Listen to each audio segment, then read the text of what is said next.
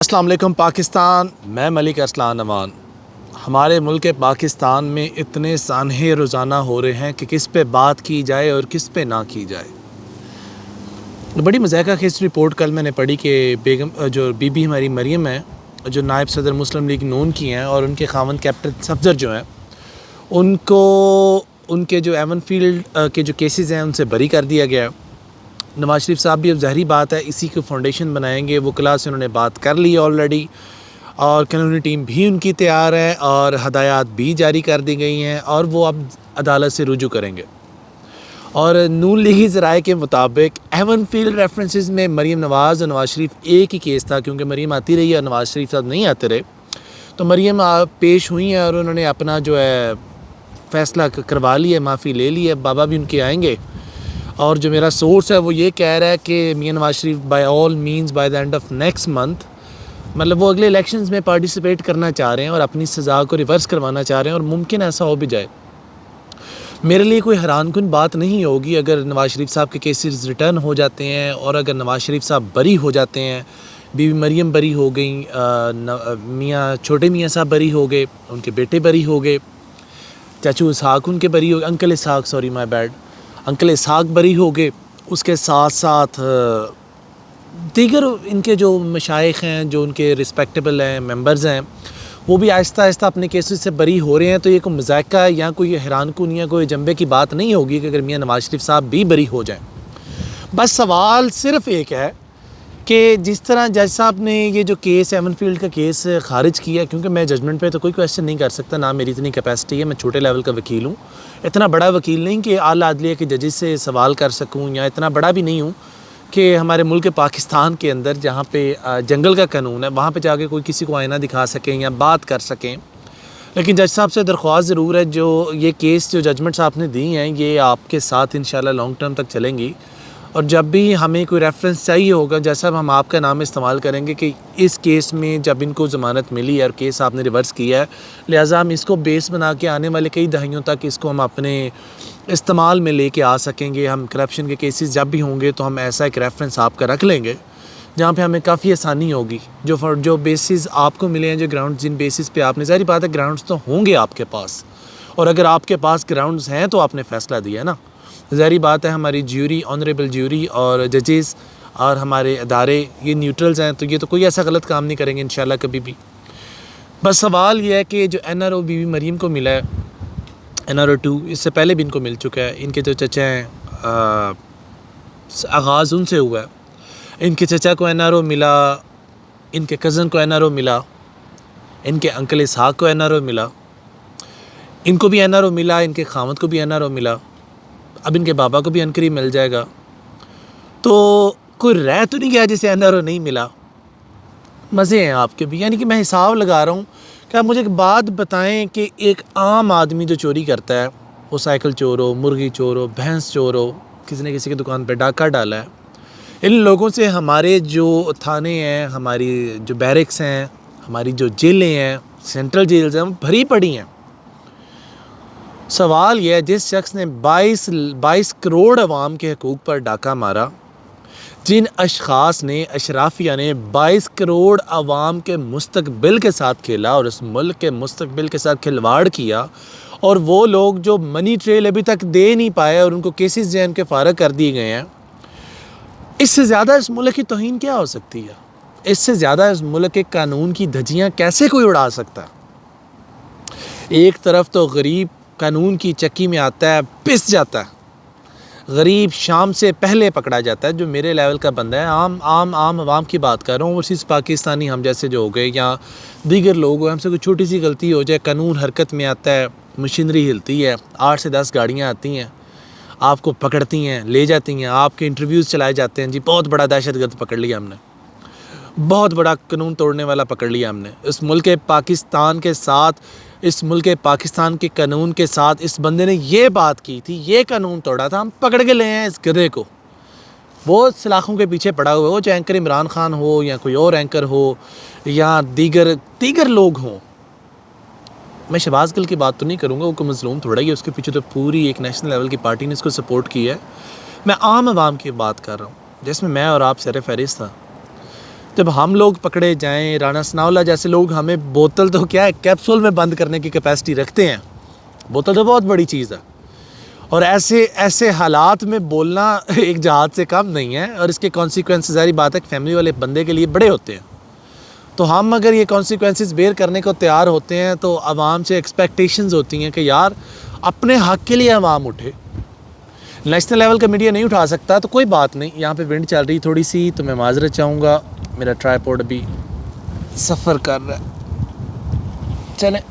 کام دے ہی رہا ہے. تو بات آپ سے یہ کر رہے ہیں کہ نیشنل لیول کے جو ٹیلی ویژنز ہیں اگر وہ آپ کو نہیں اٹھا پاتے تو ہم کس لیے ہیں؟ ہم جیسے کو 8-10 لوگ 15 لوگ مل جائیں تو انشاءاللہ 20-30 لاکھ لوگ تو آرام سے آپ کی بات سن لیتے ہیں، اور 20-30 لاکھ لوگ بھی اگر آپ کی بات سن لیں تو بڑی بات ہے. صرف یہ ہے کہ اس ملک پاکستان میں اگر اسی طرح NROز دیے جاتے رہے اور اس ملک کی جیلوں کو صرف عام عوام سے ہی بھرا گیا تو یہ ملک کب تک سروائیو کرے گا؟ آپ دیکھیں حالات تو یہ ہیں کہ جو ہم IMF سے دوبارہ قرضہ لے چکے ہیں اور اس کا 80 سے 90% پھر کھا چکے ہیں، اور پھر ہم کشکول پکڑ کے مانگنے کے لیے تیار کھڑے ہیں. یہ ڈرامہ کب تک؟ یہ اس ملک کی اور اس قوم کے ساتھ جس کی ڈگنیٹی کے ساتھ کھیلا جا رہا ہے، یہ کب تک چلے گا؟ کب تک لوگ کشکول اٹھائیں گے؟ اس ملک میں کس چیز کی کمی ہے؟ معدنی وسائل ہمارے پاس ہیں، ذخائر ہمارے پاس ہیں، تیل اور گیس ہمارے پاس ہے، یورینیم تک کی پیداوار اس ملک کے اندر موجود ہے. تو سوال یہ ہے اس ملک کو کمی کس چیز کی ہے؟ یہ ملک کس چیز کا انتظار کر رہا ہے؟ یہ ملک کس چیز کی وجہ سے سفر کر رہا ہے کہ سب کچھ ہونے کے باوجود بھی ہم اپنے فیصلے خود نہیں کر سکتے؟ پوری دنیا رشیا سے ٹریڈ کر سکتی ہے، لیکن ایران سے ٹریڈ کر سکتی ہے، لیکن ملک پاکستان نہیں کر سکتا. کیوں؟ کیونکہ ہمیں اپنے ضمیر کا سودا کرنے کی عادت ہو گئی ہے. ہمارے ضمیر ہی تب جاگتے ہیں جب ہم پیسے پکڑ لیں. مجھے شرم سے مر جانے کا مقام ہے میرے لیے کہ جب یہ میں بات کر رہا ہوں، میں ہنس بھی رہا ہوں، میں رو بھی رہا ہوں اس ملک کے قانون کے اوپر، کہ شاید میری الفاظ کچھ ایسے میری زبان سے الفاظ نکلیں جو شاید نامناسب لگیں بڑے طاقتور لوگوں کو، اور قانون حرکت میں آئے اور مجھے پابند سلاسل کیا جائے، اور دوسری جانب اس ملک کے قانون کی دھجیاں اڑائی گئیں. اس ملک کے اداروں کے خلاف ہر وہ زہر اگلا گیا جو ایک عام آدمی شاید ایسا کرنے کا سوچ بھی نہیں سکتا. اور سوچنا بھی کیوں ہے؟ ہماری ڈیفنس لائن ہے، ہم اپنی ڈیفنس لائن کو کبھی نہیں توڑیں گے. سوال یہ ہے جب عام آدمی کے لیے قانون اور اشرافیہ کے لیے قانون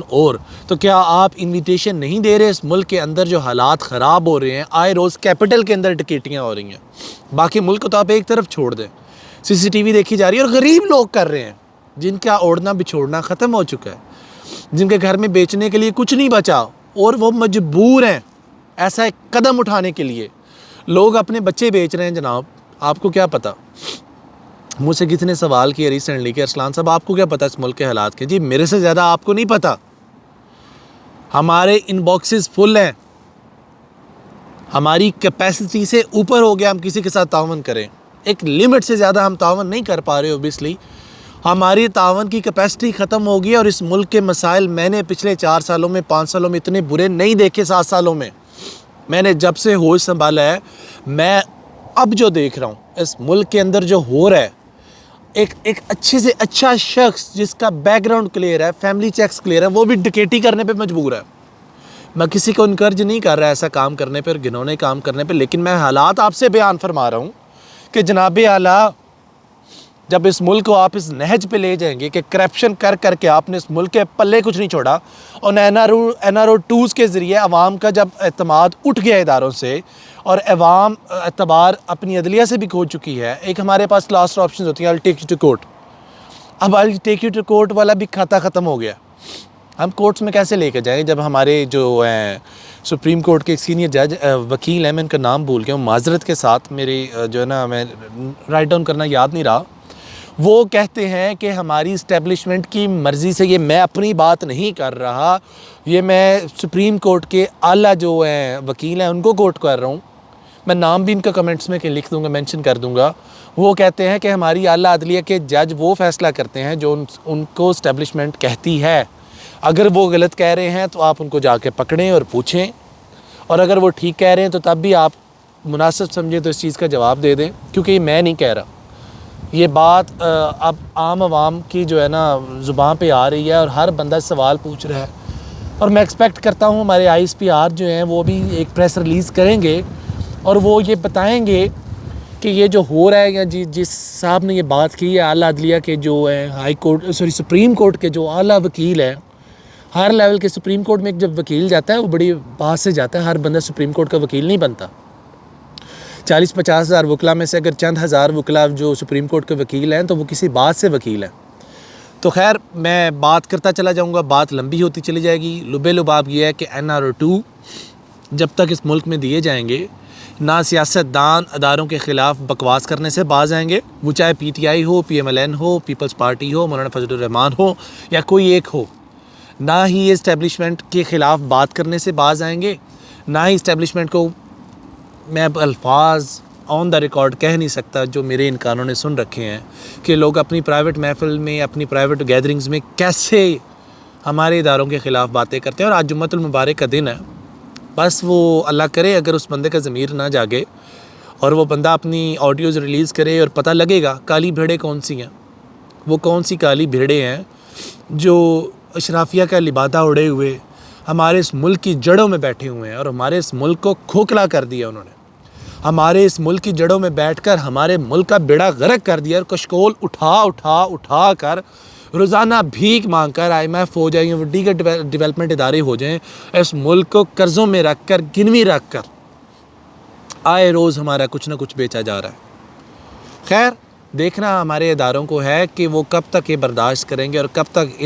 ان گھٹیا لوگوں کو اپنے آپ پر بھونکنے دیں گے، طنز کرنے دیں گے، بات کرنے دیں گے۔ یہ گھٹیا لوگ جو نہ جن کا آگے کوئی، نہ جن کا پیچھے کوئی، نہ ان کا کوئی فیملی بیک گراؤنڈ ہے، یہ پتہ نہیں کہاں سے اٹھ کے آئے ہیں اور اس ملک کی جڑوں میں آ کر بیٹھ کے اور اس ملک کا بیڑا غرق کر دیا ہے، اور ہمارے ادارے بھی چپ بیٹھے ہیں۔ تو کب تک ایسا چلے گا؟ کب تک NRO2s ملیں گے؟ یہ ایک عام پاکستانی کا سوال ہے، اور یہ میرا ہی نہیں، اس 20 سے 22 کروڑ عوام کا سوال ہے۔ دیکھنا یہ ہے کہ ہمارے ادارے اس کا جواب کب دیتے ہیں اور کب وہ اپنے ایکشن سے ان لوگوں کو پابند سلاسل کرتے ہیں۔ اللہ نگہبان، پاکستان زندہ باد۔ اور جس شخص نے اس ملک کا برا چاہا، وہ چاہے جس ادارے سے ہو، جس محکمے سے ہو، یا جو بھی سیاستدان ہو، چاہے وہ خان صاحب ہوں، مولانا صاحب ہوں، بی بی ہوں، زرداری صاحب ہوں، یا میاں برادران میں سے کوئی ایک ہو، اللہ ان کا اور ان کی نسلوں کو غارت کرے، وہ چاہے کوئی بھی ہو، میں کسی کو اسپیسیفکلی مینشن نہیں کر رہا۔ اور اگر جس نے اس ملک کا بھلا کیا یا اچھا کیا، وہ جس ادارے سے ہو، اللہ اس کی نسلوں کی حفاظت فرمائے۔ اللہ نگہبان، پاکستان زندہ باد۔